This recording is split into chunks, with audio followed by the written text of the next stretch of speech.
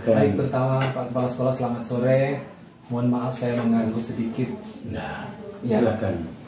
Pada kesempatan ini saya mohon izin Pak untuk mengadakan wawancara terkait dengan bagaimana cara pengambilan keputusan sebagai kepala sekolah. Dimulai saja ya Pak. Iya, silakan. Baik. Dalam mengambil keputusan, pernahkah Bapak diperhadapkan dengan cara pengambilan keputusan dengan dilema etika, Pak? Baik. Dalam beberapa peristiwa memang saya beberapa kali dihadapkan pada dilema. Kenapa saya katakan dilema? Karena semuanya baik, sehingga saya harus mampu memutuskan dari yang baik itu mana yang terbaik, seperti itu. Iya, seperti itu ya Pak. Selanjutnya, apa yang menjadi dasar Bapak untuk mengambil keputusan di antara dilema etika itu, Pak? Oke, baik. Tadi seperti yang saya katakan kan semuanya baik. Saya harus mengambil yang terbaik. Ya. Artinya ketika mengalami seperti itu, misalkan ada kepentingan guru atau pegawai atau siswa, orang tua siswa yang sama-sama memiliki kepentingan yang positif. Ya. Contoh misalkan anak dia izin di saat mau ikut kegiatan lomba atas nama pribadi misalkan. Nah, sementara dia mengikuti asesmen, maka ya dua-duanya baik. Iya Pak, betul. Anak itu Betul, Pak. mengikuti lomba karena mau mengembangkan talentanya. Iya Pak, betul.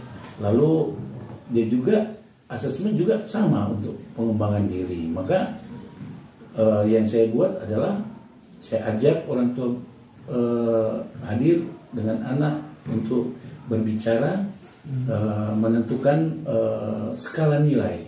Jadi dari yang baik-baik itu saya meminta mereka untuk kami berbicara untuk menentukan skala nilai yang tertinggi dari yang baik-baik itu. Oh, seperti itu Pak. Jadi kalau saya boleh ulangi bahwa pada saat Bapak mengambil keputusan, Bapak melibatkan orang tua untuk mengambil keputusan. Iya, sangat baik Pak. Selanjutnya, selain mengundang orang tua, adakah langkah-langkah tertentu yang diambil oleh Bapak sebagai kepala sekolah ketika diperhadapkan pada dilema etika seperti yang Bapak sampaikan tadi? Dua-duanya benar. Adakah langkah-langkah tertentu yang Bapak ambil? Oke, pertama saya menanyakan kepada siswa tentang misalkan kegiatan itu yang akan dia ikuti, lalu bagaimana tanggapan orang tua, lalu bagaimana pihak sekolah memberikan tanggapan atau masukan yang bisa menjadi salah satu bagian dari orang tua itu untuk mempertimbangkan. Oh iya. Tapi bukan berarti saya langsung mengatakan tidak boleh atau boleh, tetapi biarlah orang tua dan siswa itu yang memutuskan. Saya hanya memberikan pertimbangan apa yang harus dilakukan, sehingga orang tua bisa memutuskan yang terbaik bagi anaknya, dan anak sendiri itu bisa memutuskan yang terbaik bagi dirinya. Oh ya, seperti Pak, luar biasa Pak melibatkan orang tua dan juga anak. Selanjutnya Pak, ketika dalam mengambil keputusan seperti itu, adakah tantangan yang Bapak hadapi di saat melakukan keputusan seperti itu? Oke, tantangannya adalah cara berkomunikasi. Ya. Seringkali kita harus dituntut untuk sabar, untuk mau memahami orang tua atau siswa. Seringkali awal-awalnya seringkali karena kepentingan ingin berlomba atau hal-hal lain, ya, ini salah satu contoh saja. Nah, seringkali orang kalau sudah punya keinginan itu ngotot untuk mencapai keinginan itu. Maka saya tidak mau ngotot juga untuk tidak mengatakan tidak. Untuk mengatakan tidak, saya tidak ngotot. Artinya saya sabar, lalu memberi penjelasan, lalu orang tua berpikir, ya ada juga orang tua akhirnya mengatakan, ya Bapak boleh enggak anak saya ikut lomba? Tapi saya katakan ya silakan. Ya, nanti solusinya adalah berarti itu anak harus bisa mengikuti pembelajaran secara daring. Seperti itu ya. Artinya tidak ada yang bagi saya dikalahkan atau yang merasa menang. Tapi solusi terbaik intinya adalah komunikasi. Itu tantangannya adalah komunikasi. Jadi kalau saya bisa simpulkan bahwa yang menjadi tantangan itu keterbukaan dalam berkomunikasi ya Pak. Betul. Ya baik, luar biasa Pak. Selanjutnya Pak, yang menurut Bapak itu paling efektif dalam mengambil keputusan itu sebagai pimpinan ketika diperhadapkan dengan dilema etika itu seperti apa Pak? Yang paling efektif lah, pendek saja Pak. Oke, yang paling efektif ketika kita sudah memberikan masukan, advice ke orang tua, lalu orang tua memutuskan sendiri apa yang terbaik bagi anaknya, dan anak juga memutuskan apa yang terbaik bagi dirinya, dan sekolah memberikan pandangan-pandangan yang terbaik bagi anak dan orang tua dan sekolah. Seperti itu Pak. Berikut Pak, ketika keputusan itu sudah diambil, kemudian setelah dipikir-pikir ternyata ada satu langkah atau prosedur yang menurut Bapak yang sudah mengambil keputusan ada yang dirasa kurang. Apakah pada saat itu Bapak selaku pimpinan terus melakukan perubahan di saat itu atau merencanakan untuk melakukan perbaikan ke depan? Oke, baik, terima kasih. Memang saya tidak punya jadwal untuk misalkan dipanggil dalam waktu tertentu. Tapi tergantung urgenitas dan peristiwa yang saya hadapi. Ada kalanya orang tua mencari waktu, ya toh. Kalau mencari waktu berarti saya harus menyesuaikan waktu di mana saya punya waktu panjang, jangan sisa waktu. Karena kalau sisa waktu seringkali keputusan itu tidak bijaksana karena terkendala waktu. Jadi saya selalu kalau ada hal-hal yang mungkin kurang atau mungkin ya ketika saya sudah berbicara, berkomunikasi dengan bukan hanya orang tua, siswa, guru juga. Ketika suatu saat saya merasa saya harus mengambil keputusan tegas misalkan, hal pertama yang saya lakukan selalu adalah berkomunikasi dengan Tuhan. Supaya Tuhan memberikan rahmat kebijaksanaan bagi saya, bukan untuk memutuskan, tetapi untuk mau mendengarkan. Itu. Iya baik Pak. Berarti kalau saya dapat mengambil kesimpulan, ketika akan ada perubahan itu menyesuaikan dengan waktu ya Pak. Iya. Jadi situasional seperti itu Pak, tidak direncanakan, sesuai dengan kondisi yang luar biasa Pak. Selanjutnya, ketika juga sudah dalam pengambilan keputusan, adakah yang Bapak rasakan faktor-faktor yang mempermudah Bapak untuk mengambil keputusan? Kalau ada, kira-kira seperti apa itu Pak? Oke, faktor-faktor yang saya rasakan yaitu tadi hasil dari komunikasi. Ternyata kalau kita komunikasi dengan baik, menyadari bahwa yang hadir di depan kita itu adalah juga subjek yang sama, itu menyebabkan kita mudah untuk mengambil keputusan. Jadi bukan karena saya kepala sekolah lalu di hadapan saya guru lalu saya ambil keputusan kamu harus enggak. Tapi ketika berkomunikasi ternyata yang bersangkutan juga menyadari ini yang lebih utama. Jadi selalu saya berkomunikasi untuk menemukan dari yang utama-utama itu yang mana yang paling utama, skala nilai yang tertinggi yang mana. Seperti itu Pak. Ini yang terakhir Pak ya. Ketika Bapak dalam mengambil keputusan pada kondisi dilema etika bahwa dari semua kondisi itu dianggap benar, adakah pengalaman yang Bapak boleh bagikan pada kesempatan ini ketika mengambil keputusan pada situasi dilema etika? Ini pengalaman Bapak saja. Ya, pengalaman yang dilematis itu seperti itu tadi saya katakan. Di satu sisi ketika itu anak ingin mengikuti lomba di luar daerah, bukan atas nama sekolah, tapi demi perkembangan talentanya. Ya. Lalu di sisi lain sementara asesmen, ya, beda kalau atas nama sekolah, ini kan atas nama pribadi. Tapi saya bersyukur bahwa orang tua datang mau berkomunikasi. Ya. Lalu karena memang semua sudah dalam tahapan-tahapan waktu itu, dan yang bersangkutan juga sudah mengikuti tahapan-tahapan yang ada, maka ya orang tua tetap mengatakan kalau boleh anaknya ikut. Hanya saya katakan ya supaya pembelajarannya tidak ketinggalan, apakah dia bersedia mengikuti pembelajaran secara daring yang akan didampingi oleh guru wali kelas dan guru-guru mapel. Nah, orang tuanya sangat antusias dan mensupport itu, dan itu akhirnya jadi anaknya tetap mengirim tugas-tugas dan mengikuti pembelajaran secara daring, dan kegiatannya dapat berlangsung dengan baik, sehingga itulah skala nilai tanpa mengorbankan yang lain demi untuk satu yang mau dicapai, tetapi semuanya boleh tercapai. Itulah skala nilai. Ya, baik Pak. Baik, terima kasih Pak. Berarti dapat saya ambil satu kesimpulan bahwa pengalaman yang Bapak peroleh dan boleh dibagikan kesempatan ini yaitu kolaborasi antara orang tua, antara siswa dan guru itu sangat penting dalam berkomunikasi untuk menyelesaikan dilema etika. Ya Pak, terima kasih atas kesempatannya dan kesediaannya.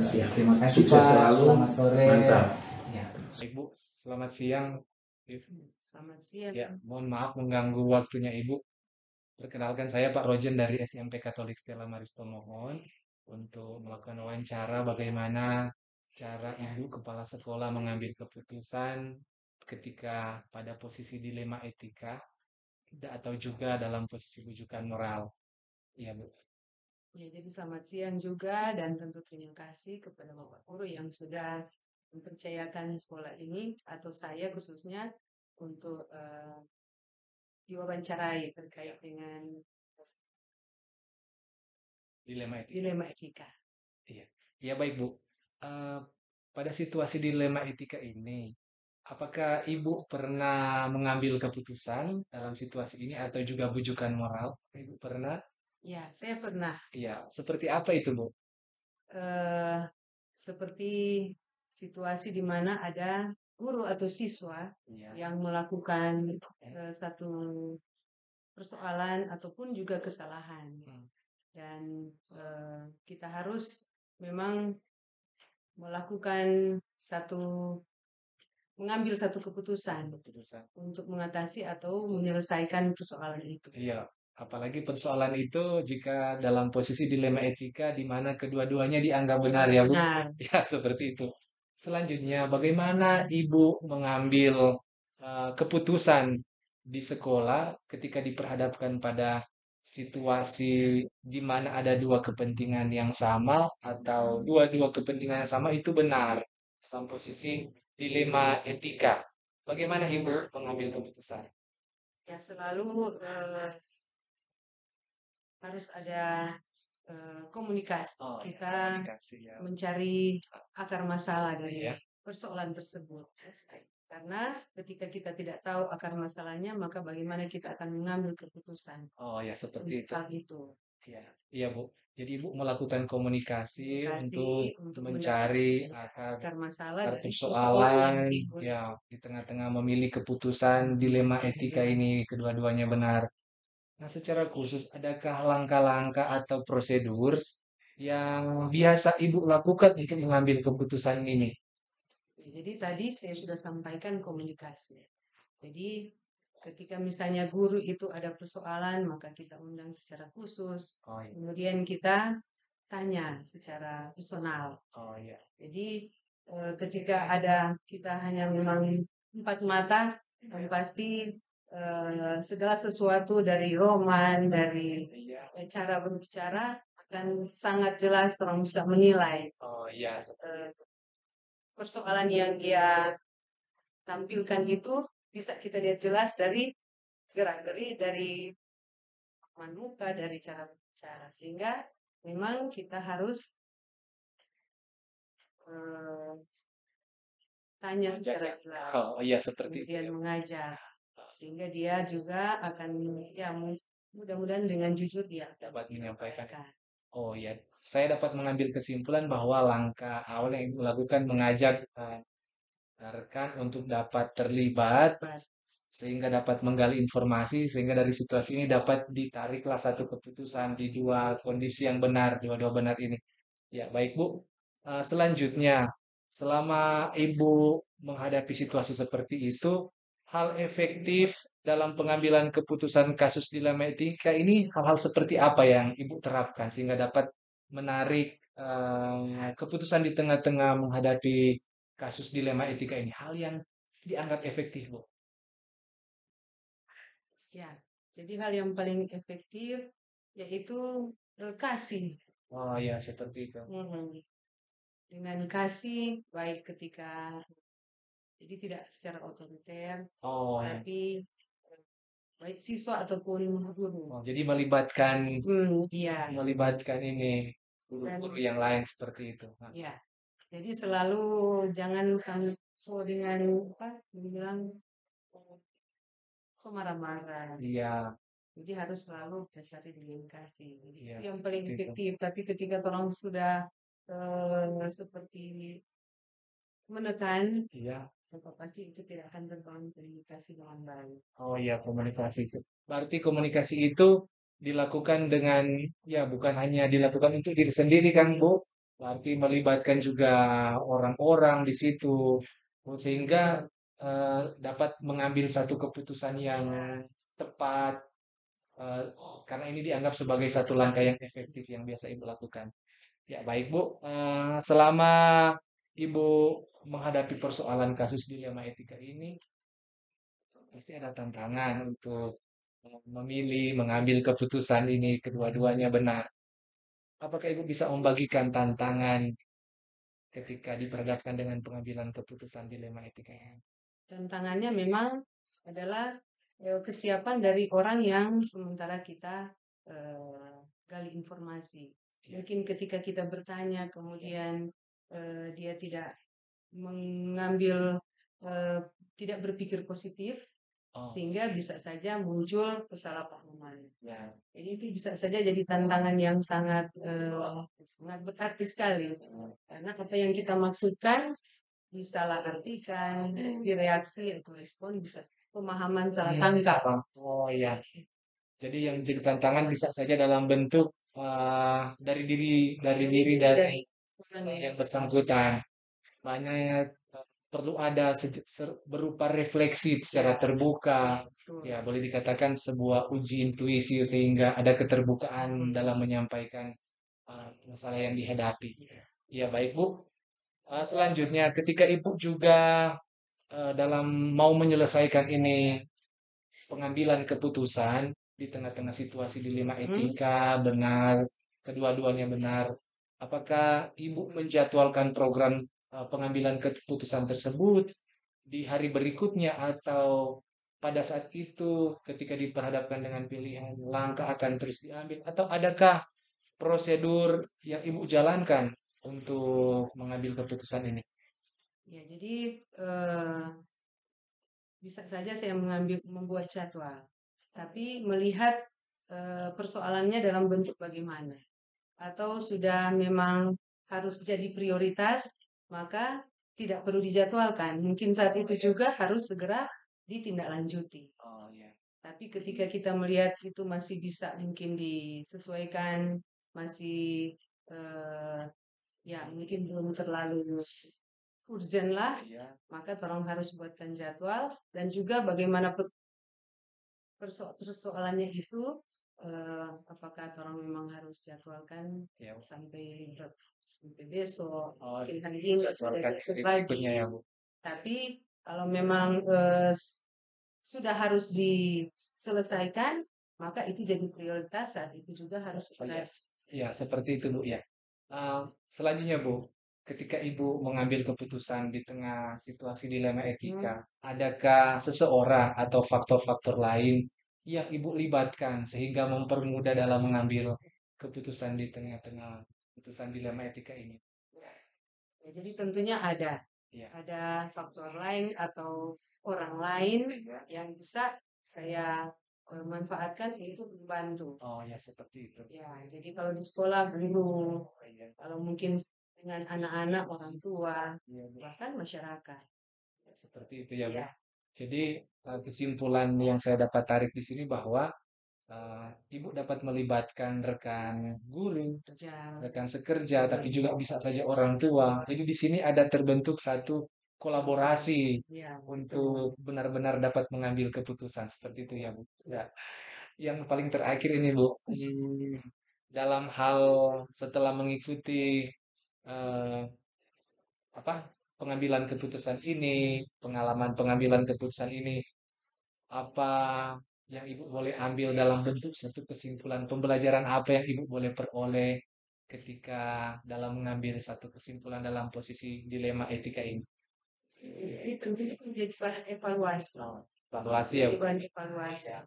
Sangat-sangat penting ketika ada hal-hal yang terjadi, itu kemudian dievaluasi. Oh ya, Tapi juga menjadi satu modal, menjadi satu kekuatan, sehingga ketika hal itu tanpa kita inginkan atau harapkan terulang lagi, maka kita sudah ada pengalaman. Oh ya, seperti itu. Jadi pengalaman yang dapat dipetik ini bisa saya simpulkan bahwa akan menjadi satu evaluasi kan, Bu, Ya, menjadi satu refleksi untuk refleksi. dilihat kembali dan kedepannya akan semakin diperbaiki. Ya, betul. Ya, luar biasa, Bu. Atas kesempatan ini, Ibu sudah bersedia juga diwawancarai tentang perihal pengambilan keputusan di tengah situasi dilema etika atau juga bujukan moral. Ya, mudah-mudahan hasil diskusi ini dapat sangat bermanfaat bagi saya juga, tapi juga bagi ke depan untuk melakukan refleksi-refleksi ke depan. Ya, terima kasih. Terima kasih banyak, Ya, Bu, sama-sama. atas kesempatan ini.